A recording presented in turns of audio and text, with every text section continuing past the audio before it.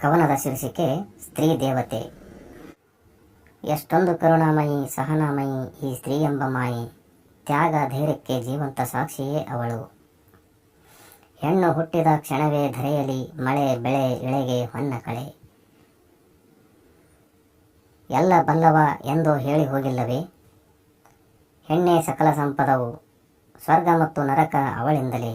ಹೆಣ್ಣೆಂದರೆ ಪ್ರಕೃತಿ, ಜೀವ ಆಕೃತಿ, ಪ್ರಕೃತಿಯಲ್ಲೇನೇನಿಲ್ಲ. ಬೀಭತ್ಸ ಸಿಡಿಲು ಗುಡುಗು ಮಿಂಚು ಜ್ವಾಲಾಮುಖಿ, ಮತ್ತೆ ಪ್ರಸನ್ನ ವದನತೆಯ ಸಾಕಾರ. ಈ ಬಾನು ಈ ಭೂಮಿ, ಜಗವ ಬೆಳಗುವ ಸೂರ್ಯ ಒಬ್ಬನಾದರೂ.